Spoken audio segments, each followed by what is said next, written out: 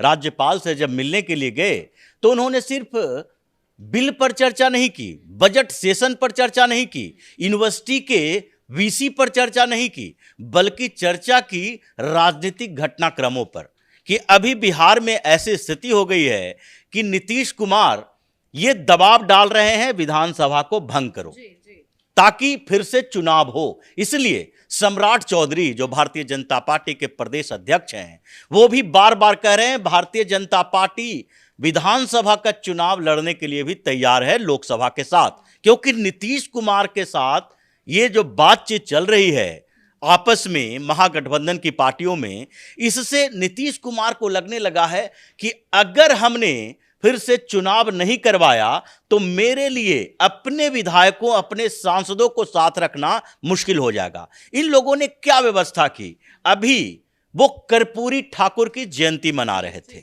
ये कोशिश कर रहे थे कि अभी जो हमने सेंसस करवाया है जातियों का, जातीय सर्वे करवाया है, उससे आगे के लिए हमें ईबीसी का सपोर्ट मिलेगा। लेकिन किसे मिलेगा?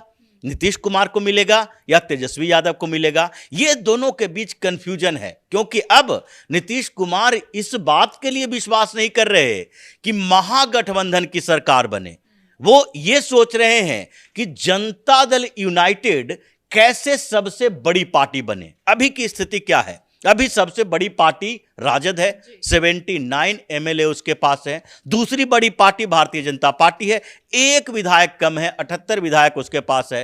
कांग्रेस 19 विधायक है उसके पास, लेकिन जदयू के पास केवल 45 विधायक, और वो सरकार में मुख्यमंत्री का पद लिए हुए है।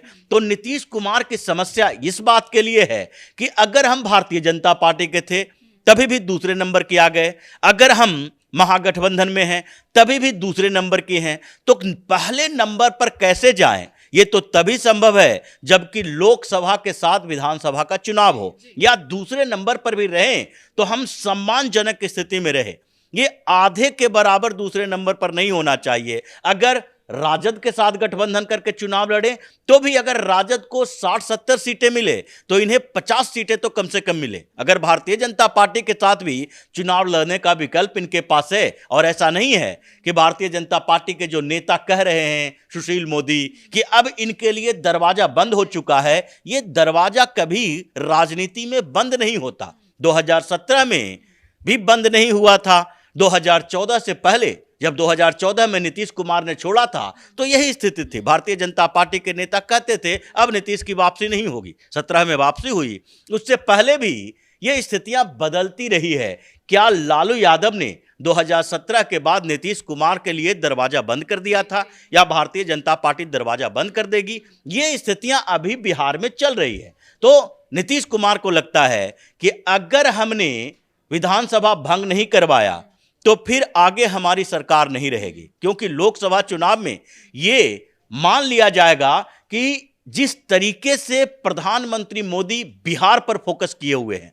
अभी कर्पूरी ठाकुर की जयंती आप लोग मना रहे हो, भारत रत्न सरकार ने दे दिया कर्पूरी ठाकुर को। अब उस भारत रत्न मिलने के बाद देखिए इन लोगों का कंफ्यूजन कैसे है। नीतीश कुमार ने पहले एक ट्वीट किया, उसमें प्रधानमंत्री का जिक्र नहीं किया, लेकिन एडिट किया और प्रधानमंत्री का जिक्र किया कि हम धन्यवाद देते हैं कर्पूरी ठाकुर को भारत रत्न दिए जाने के लिए। उसके बाद तेजस्वी यादव का भी ट्वीट आया और राजद ने क्या बात करना शुरू कर दिया कि इसको पॉलिटिसाइज किया जा रहा है, राजनीतिकरण किया जा रहा है। कर्पूरी ठाकुर को भारत रत्न मिला लेकिन बहुत देर से मिला। तो क्या राजद से यह सवाल नहीं पूछा जाना चाहिए कि कर्पूरी ठाकुर तो 1988 में दिवंगत हो गए, देहांत हो गया उनका। उसके बाद से 1988 के बाद से सरकारें केंद्र में किसकी रही?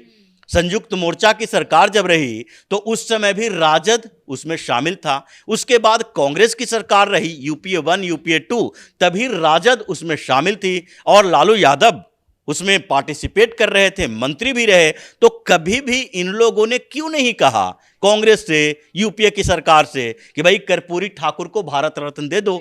उस समय देर नहीं हुई थी, लेकिन अभी जब भारतीय जनता पार्टी की सरकार बनी तो देर हो गई है, क्योंकि ये लोग डर चुके हैं। जैसे कर्पूरी ठाकुर का बेटा रामनाथ ठाकुर अभी राज्यसभा सांसद है जनता दल यूनाइटेड से, अब प्रधानमंत्री मोदी से बातचीत हो रही है। अब राज्यसभा सांसद कर्पूरी ठाकुर के बेटे हैं जनता दल यूनाइटेड के, लेकिन भारतीय जनता पार्टी के साथ उनकी बातचीत चल रही है। उनके लिए, उनके पूरे परिवार के लिए ये अभी का जो क्षण था, हर जगह रिपोर्ट में प्रधानमंत्री मोदी को धन्यवाद दे रहे हैं। ये नीतीश कुमार को नहीं कह रहे, क्योंकि इन लोगों ने तो मांग ही नहीं की थी कि इनको भारत रत्न दिया जाए। तो सर क्या कुछ है बीजेपी का प्लान, क्योंकि बार बार ये खबरें चल रही है कि 25 तारीख को कुछ बड़ा होगा, क्योंकि 27 तारीख को पीएम मोदी मोतिहारी जाने वाले थे। हालांकि उस प्रोग्राम को कैंसिल किया गया।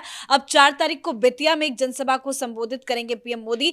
बैक टू बैक कई बड़े बड़े नेताओं का भी वहां पे दौरा होना है, रैलियां होनी है। तो बीजेपी का क्या कुछ प्लान है, क्योंकि 24 विधायक अगर जेडीयू से बगावत करते हैं और कांग्रेस से 11 करते हैं तो ये बहुत बड़ी संख्या है। नीतीश की सरकार तो गिर जाएगी। देखिए, नीतीश कुमार की सरकार अगर जदयू और राजद ये दोनों एक साथ होती है और जदयू के विधायक इस्तीफा देते हैं तो बचाने के लिए मुश्किल हो जाएगी, क्योंकि नीतीश कुमार के पास 45 विधायक हैं। अब उसमें से 24 अगर चले जाते हैं, दूसरे तरफ कांग्रेस से 11 चले जाते हैं, और कम्युनिस्ट पार्टी की भी बात है, उसमें से भी बताया जा रहा है कि 9 जाएंगे। हाँ, कम्युनिस्ट पार्टी के विधायक भी बागी स्वर दिखाई पड़ रहा है उसके अंदर भी। यानी कि पूरे सिनारियो को देखिए, 78 विधायक भारतीय जनता पार्टी के पास हैं। अब इसको 41-42 विधायकों की जरूरत है सरकार बनाने के लिए। 122 विधायक